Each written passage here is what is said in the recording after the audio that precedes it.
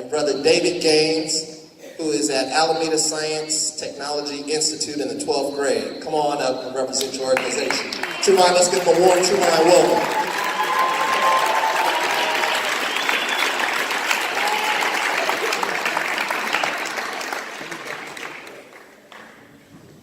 Good morning. To Pastor Zachary Carey, First Lady Dr. Donna Carey, Truvine members and guests, we express our gratitude for the invitation to be with you during the celebration of Black History Month. The Martin Luther King Jr. Freedom Center appreciates all that Truvine does for the spiritual, intellectual, and physical health of the people. In addition, we salute and recognize the Freedom Center's chairman, the Honorable Elihu Harris, and his wife, Dr. Sheila Wells.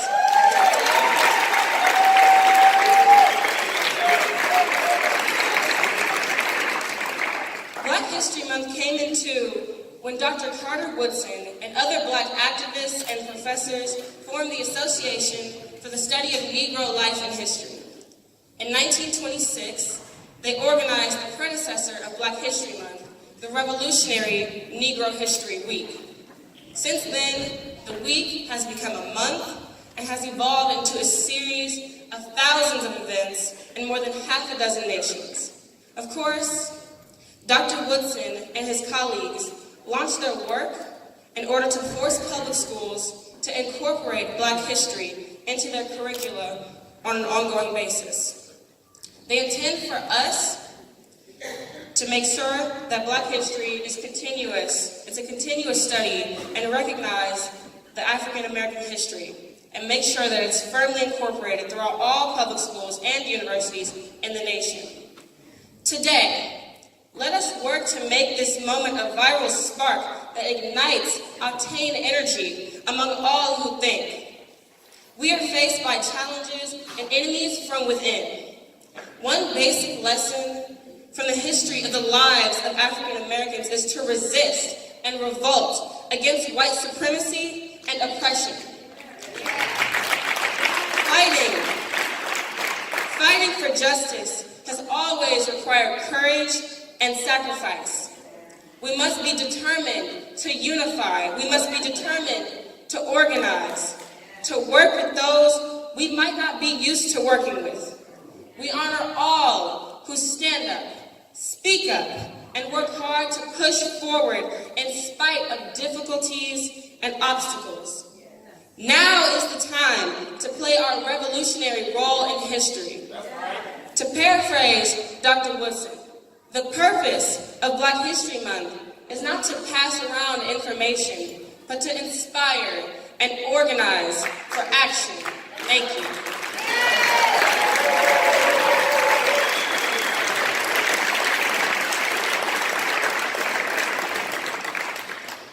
Good morning. The Freedom Center is happy to be here.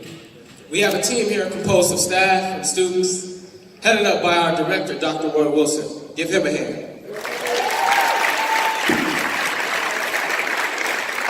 At the Freedom Center, we love words. We deconstruct words and study their music and their meaning. Today, we examine the powerful word, determination. The word determination is made up of the prefix D and the word termination.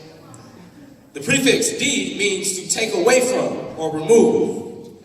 So, decode means to take away or remove code. Deconstruct means to take apart. Determination means to move away from being terminated. That is always a good thing. Don't go around being terminated. Be determined. We know that determination means to move forward with grit and with focus. To do this, we have to terminate some things. If we focus on hard work, we have to terminate playing around. When we determinate, we cut off something. We let it go. There are many things we must let go, especially if we are going to serve the people and secure justice. We must let go of complicity. We must terminate our addictions. We must remove ourselves from distractions and illusions. We might even have to cut ourselves off from some friends and associates. This moment in history requires us to devote more time and intelligence to serving others, to serving the interests of the community. We have to put some things down and pick some other things up. We have to put down our cell phones and pick up our study groups. We have to lay down just chilling and pick up get busy. We have to put down petty acts of drama and pick up the conduct of helping others up.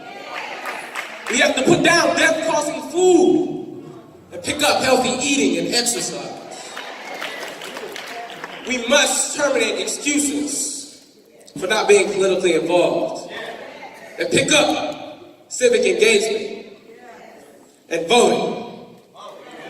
Determination is the ability to terminate procrastination. I'm gonna say that again. Determination is the ability to terminate procrastination. We cannot wait for justice to come. We must work hard and tirelessly to bring justice into being. Let's get busy. Thank you.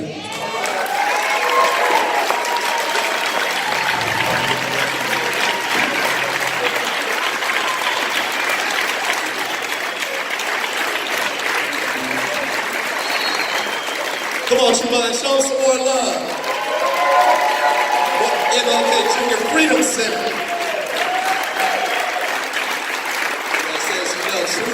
Intrigued by the Fruited Bears, and I hadn't heard of your organization before, but based on these two representatives right here, I would say you guys are doing some great work. So keep it up. Shout out to the organizers and the adult advisors who are working with our youth. We appreciate you. Hey. Brother David is a senior, man. You're a Morehouse alum, brother. We might need to talk about you in Morehouse. All right, so we're going to have a singer and we have a speaker of the hour. And before they come out, we want to do two quick introductions. So that way, once it's time for them to hit the stage, we'll just keep the program flowing. So first, we're going to have our own Honorable Elihu Harris to come up and introduce our speaker. Then I'll introduce the singer, and then they'll roll on. Come on, Brother Elihu Harris. Give it up for own Brother Harris. True Line's own Brother Harris. Oakland's finest. Good morning, True Line. I'm really happy to be here this morning. First of all, what you just heard from those two students from the Martin Luther King Freedom Center is what all of our young people can do. If we have that expectation, give them that support and teach them how to lead, how to speak, and how to be a servant in our community.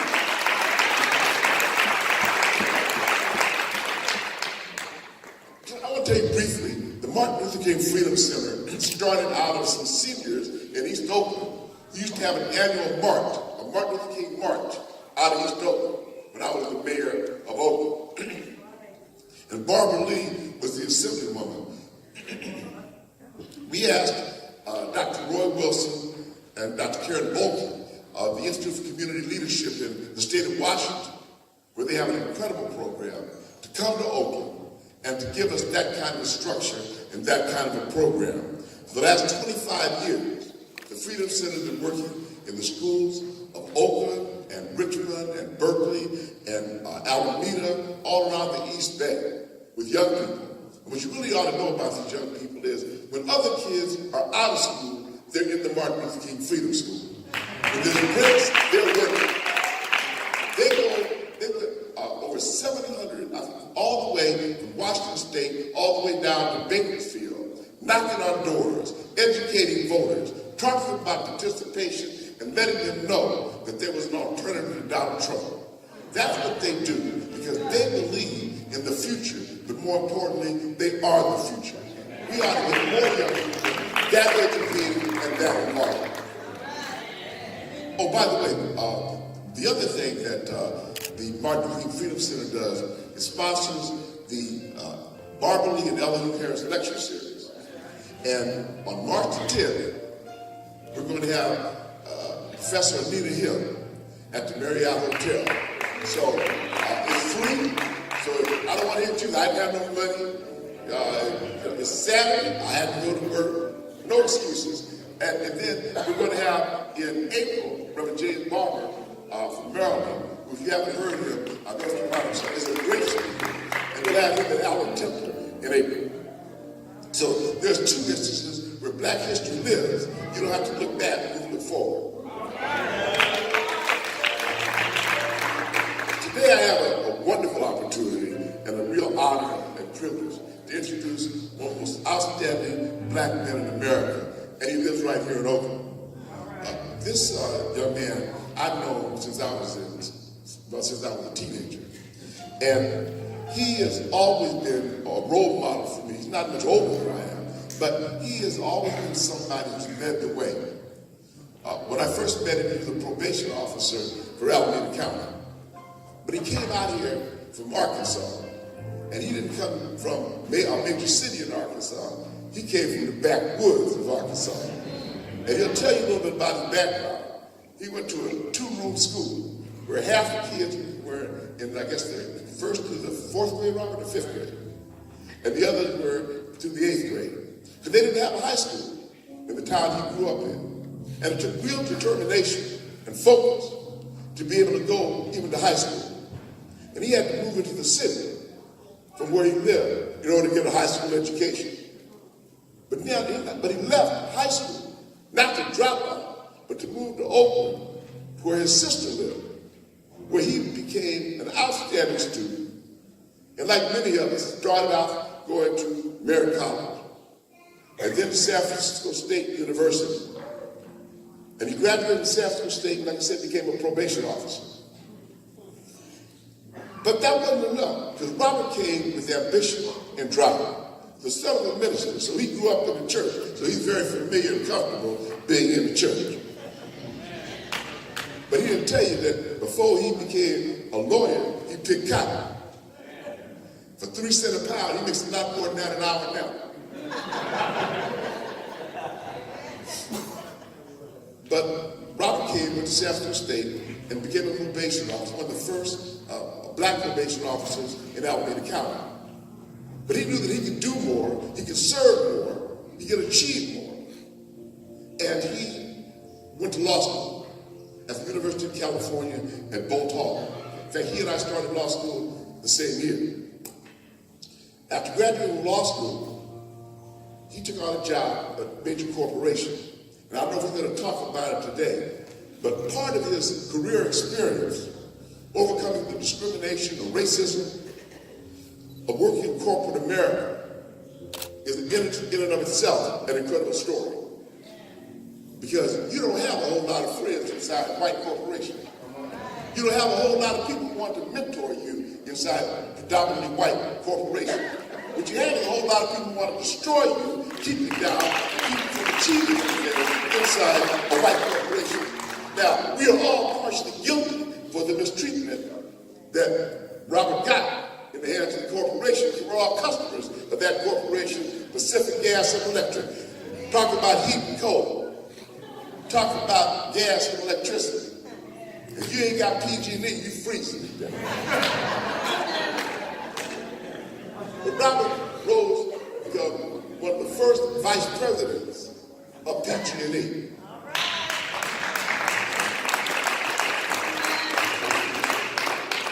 But let me tell you this. When Robert Harris was the vice president of PG&E, he was the corporate equivalent of the spook sitting by the door.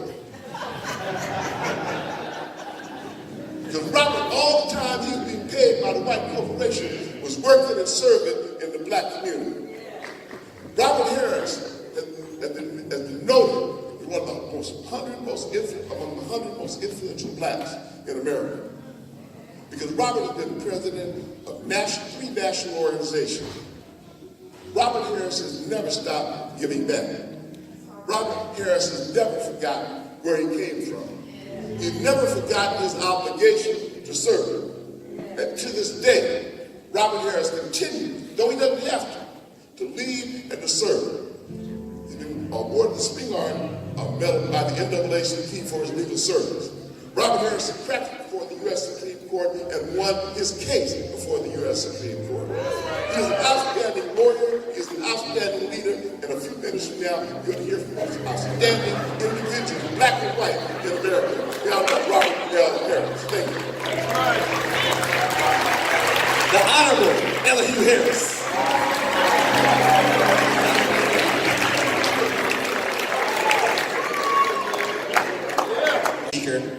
We have an amazing singer, Sister Terry Adabi is easily the most dynamic blues and soul woman to have emerged in the Bay Area since Etta James came out of San Francisco's Fillmore District in the 50s. Terry has a powerful set of pipes, writes terrific tunes, leads a kicking band, and has an on-stage movement that perfectly match the rhythms of her material. Surely stardom awaits her. Truvon, let's give a warm welcome to Sister Terry Adabi.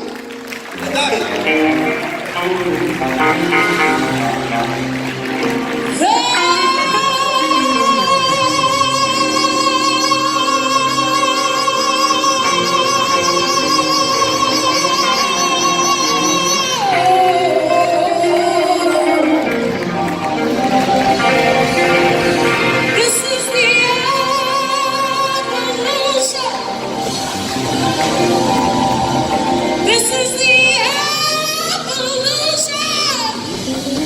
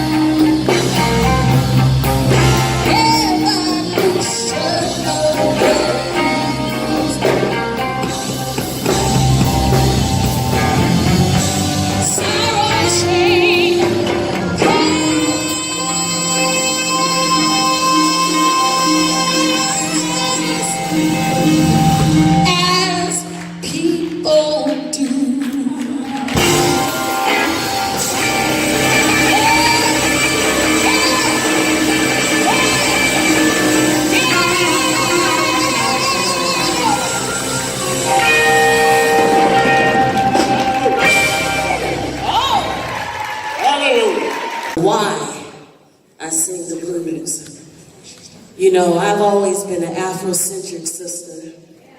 I was the one walking around with the garb. I was the one out protesting when it came to Nelson Mandela and other inequities. I was marching with my baby on my shoulder, who's now 33 years old. So, I've always loved to sing, I've always sung. And before I was singing neo-soul and especially jazz. But I had something that happened to me. My voice started going away. I ended up with nodules on my vocal cords. And I had to be silent for a month. And when my voice came back different. It used to be pretty. It's not so pretty anymore, you know. And then the blues is something that my parents listened to. I always thought, oh, that's old people's music. I'm 54 years old. I wanted to be Shaka Khan when I grew up. I didn't want to be Big Mama Thornton. So I read about, I wasn't going anywhere. By the time the nodules happened and everything, I was in my early 40s. And I was like, R&B don't have no place for me, jazz don't have no place for me. I've always loved the blues, even though I didn't claim it, I had to grow into it.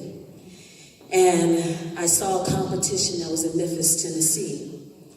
And I decided to put a blues band together. And that song that I just sang was one of the first songs that I wrote. And I saw blues, if I was gonna sing blues, I figured I had to change blues into what I wanted it to be. So I worked for the Oakland Unified School District as well. And I wrote about what I see in Oakland. Long-time resident Oakland. So I wrote about the hardships of what I saw in Oakland. I feel like if people are gonna listen to the blues, it has to be relevant. And that gets me to my next point. Black people have been absent from the blues. Okay? I'm serious. We no longer are the gatekeepers of the blues. And I think it's one of the saddest things in the world because it's our legacy. It's our legacy. It's something that we should be so proud of. Our forefathers created this form of music that is celebrated all over the world. And in the United States, most blues singers do not look like us. Okay?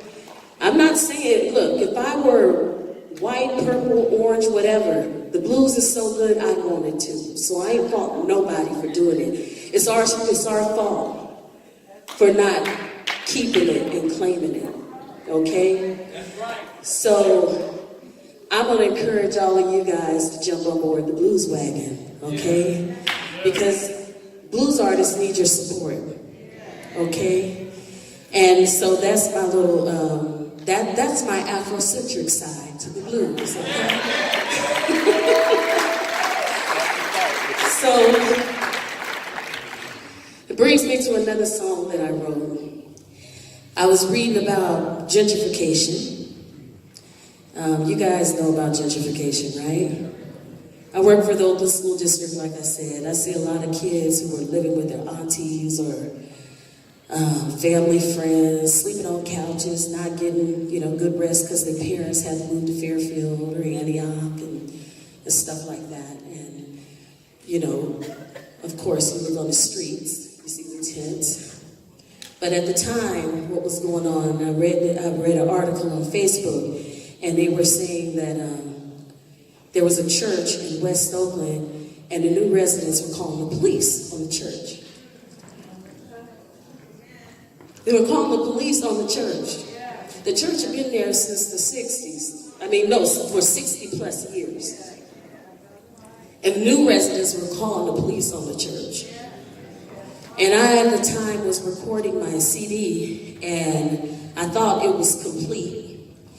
And what I ended up doing is putting pen to paper right at that moment, right after I closed the article. And I wrote this song, and it's entitled Gentrification Blues. And I hope you guys feel it. And then I'm not going to say anything after the song. I want to thank True Vine for having me here. Thank you. And especially the beautiful pastor and the most beautiful First Lady. I met you guys very briefly. Thank you so much. Thank you so much. Anthony Paul on guitar for coming. Anthony Paul is the leader of a band called the Anthony Paul Soul Orchestra. He has taken me all over the world with this band. And we're going to be at Yoshi's on March 8th. So I hope you guys come support with another brother from, where's Willie from? Anthony, where's Willie from? Willie. Okay, he's originally from Memphis. He's a soul singer. He's about that tall, but man, he can sing. And he's going to be on the bill with me at Yoshi's. So this song is called Gentrification Blues.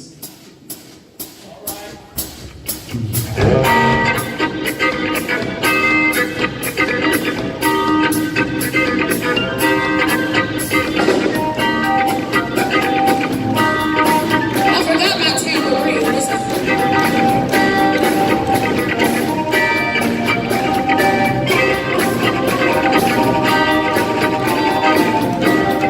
I ain't gonna let nobody run me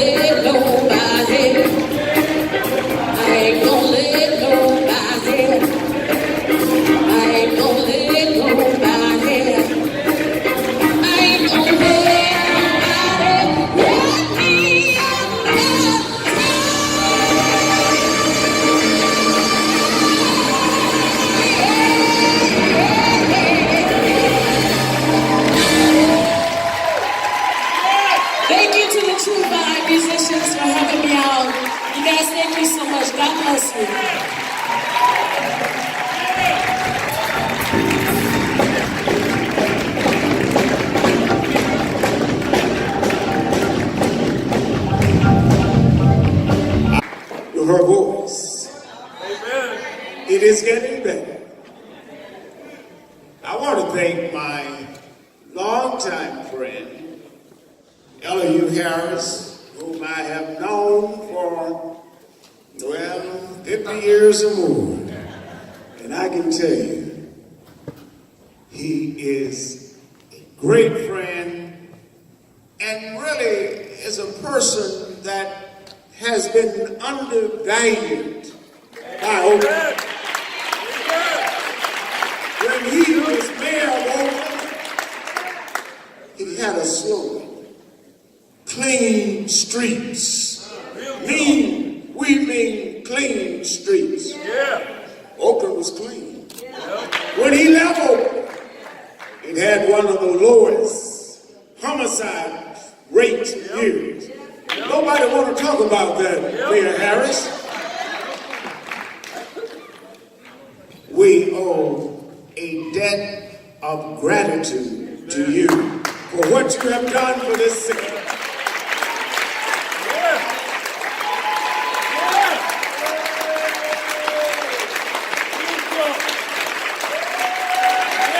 I just want to say, I thank you for being my friend.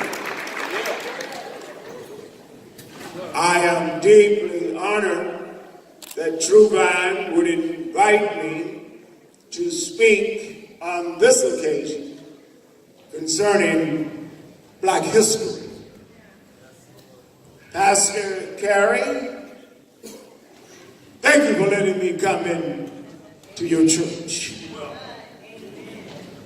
Sister Donna Carey, it's always good to see that beautiful smile. I believe I saw some elected officials, at least one city council person whom I've known over the years. Lynette, how are you? Were you talking while I was speaking? I have fun with Lynette. She's representing this district well, aren't you?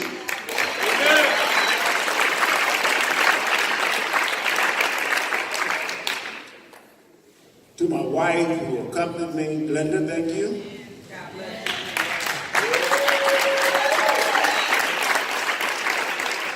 And I'll talk about this other person a little bit later, who rescued me from the cotton fields of Arkansas.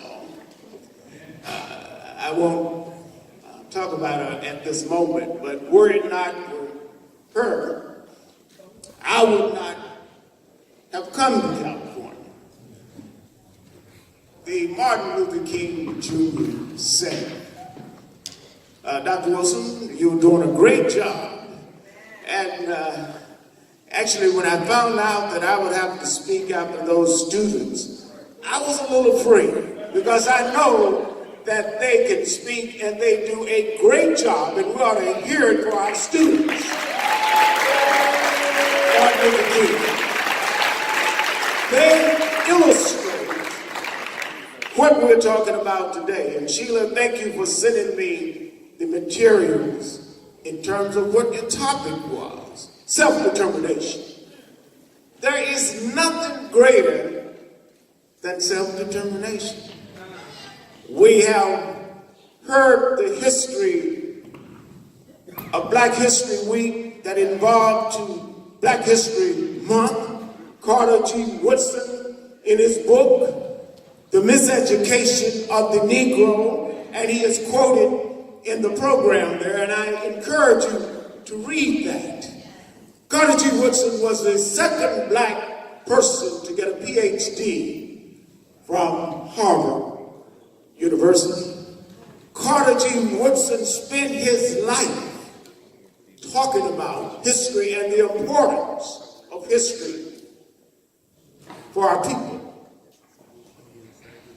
I am going to be brief, which is something hard for a lawyer to do, especially if that lawyer is the son of a preacher. But I'm going to be brief. And I want to share with you some of the reasons why I wrote my book, Goodbye Arkadelphia, Turning Obstacles into Opportunities.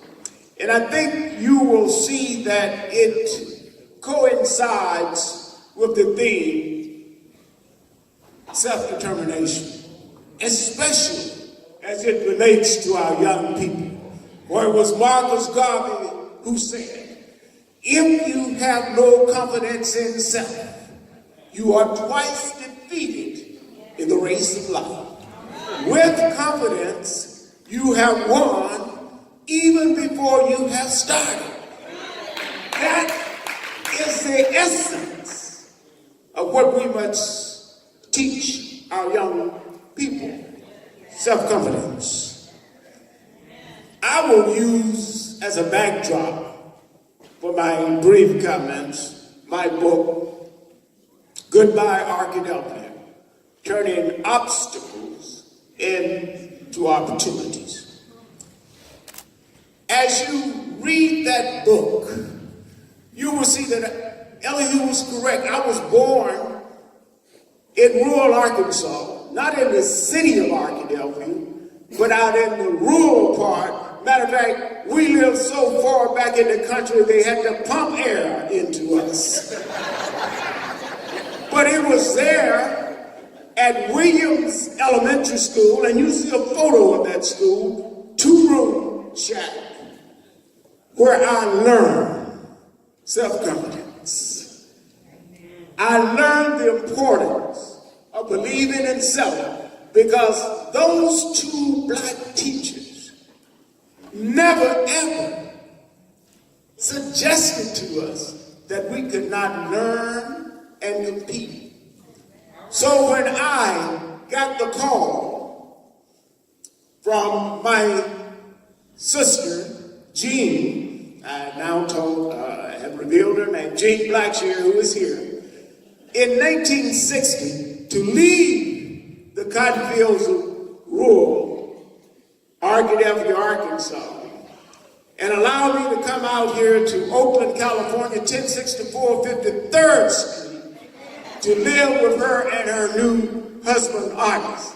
I said, oh, happy day. And as I rode the back of a bus, Continental Trailways, all the way from Arkadelphia to Oakland, and to see the bright lights, I knew I had arrived. At least I thought I had arrived, until the very next day I went to Oakland Technical High School. I had just finished 11th grade at Peak High School in Arkadelphia, and I go to, with a great grade point average, and I go to Oakland Tech to enroll as a 12th grader, to finish my last year of school, high school. And Mrs. Hillis, and you read about this in the book, looks at me, and I present her my little transcript I had brought. And I told her, because my sister told me, that I needed to enroll in college prep courses. Mrs. Hillis shook her head and essentially said, no way, and refused to enroll me in college prep courses because she said that I had come from an inferior segregated school in Arkadelphia and could not compete with those students, almost all of whom were white at that time. Skyline hadn't opened. So I went back home. As I walked back, I found my way back to 1064 53rd Street in disbelief. But when I got home and told my big sister, who is really my little sister, that I was denied the right to enroll in college prep courses. Now visualize this. She's married to a 6'4", 250-pound teamster. So she just smiled and said, Robert, you ain't got nothing to worry about. Artists, you are going to school tomorrow. And you're not coming back until Robert is enrolled in college prep courses. I had never in my lifetime been in an integrated setting, let alone to walk into Oakland Tech with this huge brother-in-law of mine. And you can imagine what he did to Mrs. Hillis. I had never seen literally a white woman shake in front of a black man. But you know, when I left that day, I was enrolled in college prep course. And then I said again, hey, you know what's stopping me now? I said that to say this, that no matter what the obstacle may be, that obstacle can be turned, as I indicated in my book, into an opportunity. And it turned into an opportunity. As Elihu indicated, I did go to Merritt College. Of course, it wasn't Merritt College then. It was Oakland Junior College. Became Oakland City College. And now it is Merritt College. But it gave me the foundation upon which to build my life and my career. And I encourage any person who may not have the means to go to one of these big University of California, Harvard, Yale, Brown, or wherever, go to City College, community college. It is just as good, and it provides the foundation for you to compete with the best. Self-determination. So when I went to law school, it wasn't because that I was this great, brilliant person, having, as Elihu indicated, worked in the probation department. It was because Dr. Martin Luther King Jr. was assassinated on April 4, 1968, which caused Boat Hall to open its doors to a few black students. And I just happened to be one of those lucky few black students that would never have had that opportunity, that were it not for Dr. Martin Luther King. But I can tell you, it was at Boat that I learned really the true essence of what a lawyer ought to be. Even though I was rejected after graduating from law school by every major law firm in San Francisco, from being hired as an attorney with them, God had something else in mind for me. They had no idea. I ended up at PG&E. Now, can you imagine that? I had no idea what PG&E was about. I thought they'd just go around and read meetings. But I ended up in the law department, and it was there that I learned really what a lawyer ought to be. And a lawyer ought to be as what Charles Hamilton Houston said, a lawyer is either a social engineer or a parasite on society. Wow. And even though I was working in a corporate setting, I found time, as Elihu pointed out, to work with the Charles Houston Bar Association to devote those legal skills I was learning at PG&E to help the community. And it's laid out in the book, the case that we held right here in Oakland when I was president of the Charles Houston Bar Association, where the NAACP was complaining about police brutality. And as a result of that, the Police Officers Association sued the NAACP for defamation. The theory was that if you say something bad about us, we're going to sue you, and you're not going to have the money to defend. Therefore, you're going to have to shut up and quit talking about us. Oh, were they wrong?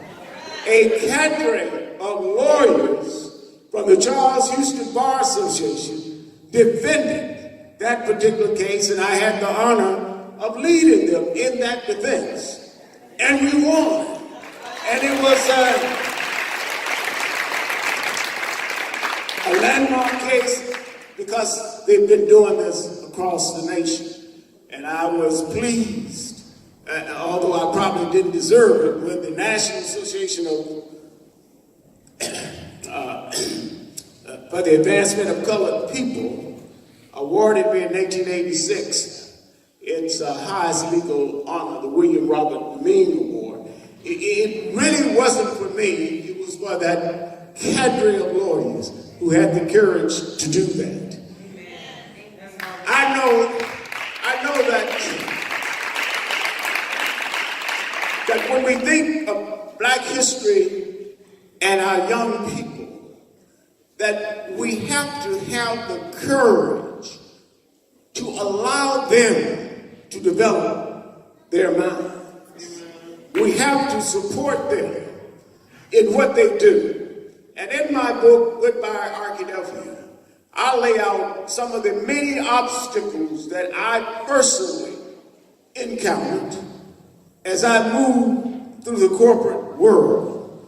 But as I moved through the corporate world, I could never forget the training back in that segregated school called Williams Elementary School.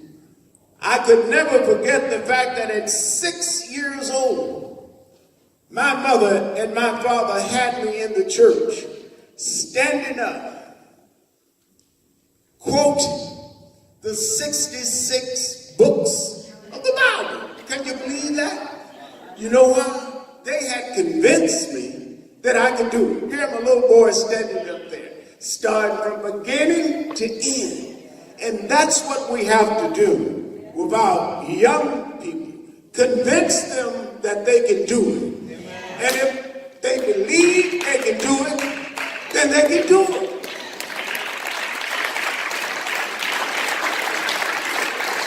I was told when one of the most complicated cases in PG&E's history came up concerning whether or not a corporation had negative First Amendment rights, something that every law professor, every law review article had said impossible.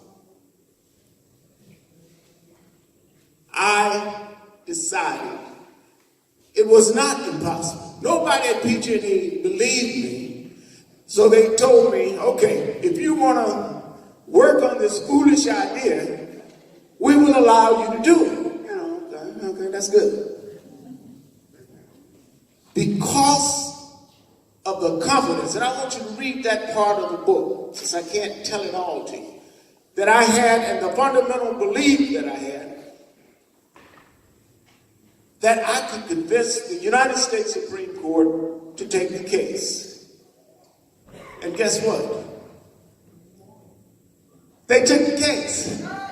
And that shocked the law department. I mean, shocked something out of them.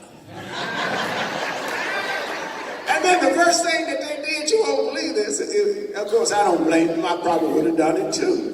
We said, okay, now we gotta go out and hire a big law firm to argue this case that you convinced the United States Supreme Court to take, because you don't have any experience of arguing before the Supreme Court. They were right. But God has a way of doing things. They said, now you gotta go down to Stanford University, and we've already selected the best constitutional law person there, and perhaps in the nation, that you're going to work with, so that you all can decide which law firm is going to argue this case. You can imagine what poor little country boy from Arkansas was doing to the professor at that time. I was challenging him on his knowledge of constitutional law. So when we come back to give the report, I had no idea what the professor was going to say. But you'll see in the book, he looks at the general counsel and said, do you really want to win this case?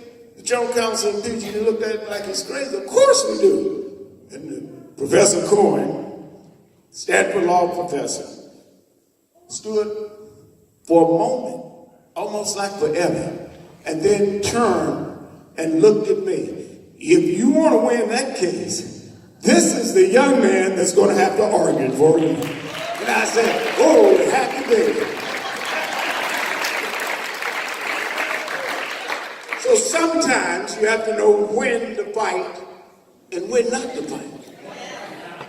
But at all times, if you believe in self-determination, you got to be prepared, just in case you get the opportunity. And that's what I was waiting for, to have the opportunity. So when I stood before Thurgood Marshall, United States Supreme Court, you could almost see the smile on his face. Said, this black dude with those two white boys on the side, he's going to argue this case. And guess what? Thurgood gave me the winning vote in that case.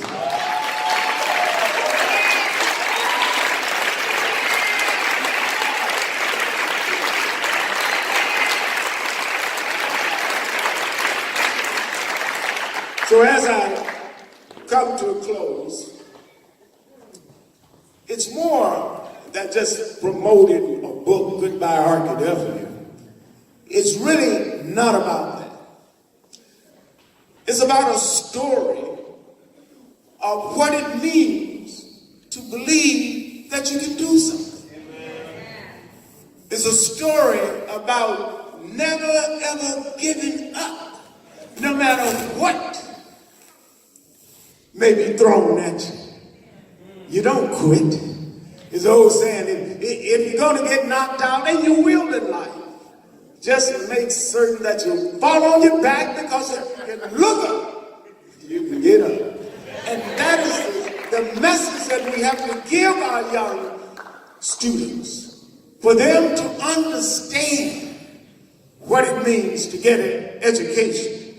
Because it was Malcolm X who said that education is our passport to the future.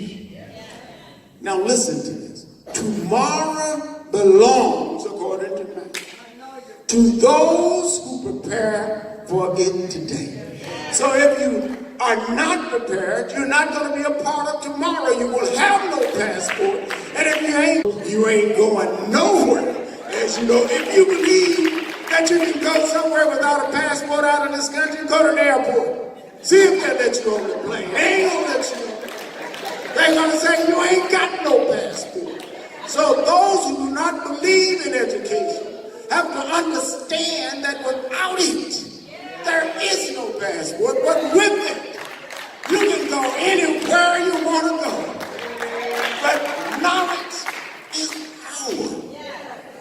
And as I heard the song, lift every voice, which touches upon our history. Lift every voice. And that means that you have to be able to understand what James Weldon Johnson, the first black lawyer to be a black person to admit it to practice in the state of Florida, was saying. And that is what we teach our young people, so that no matter what happens to them, no matter what the educational situation may be, we know that they can learn. Amen. Whether we say that, well, these schools don't have all of the facilities we need. That's true. But you know what? Williams Elementary School in Arkadelphia, Arkansas, had used, torn up books. But those two black teachers, Miss College and Miss Brand, said, look, boy, ain't gonna accept no excuses from you. You gonna learn, and you can learn. That's what we tell our children. It is not that we are accepting things that are unfair. Well, let me tell you something if you don't know it. The Constitution of this nation was unfair when it was written. It is right there if you read it in black and white.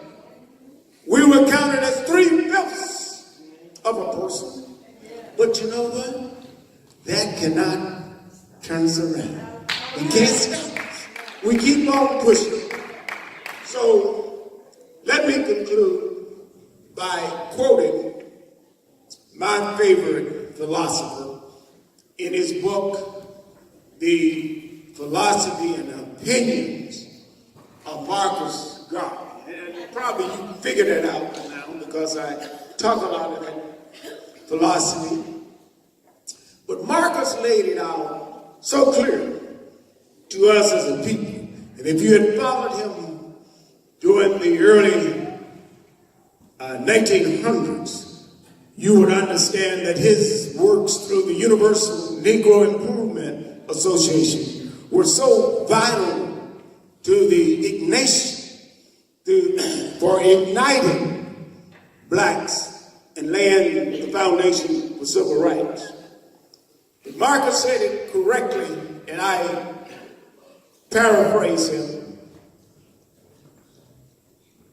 The black man now stands at the crossroads of human destiny, where he must either step forward or backwards.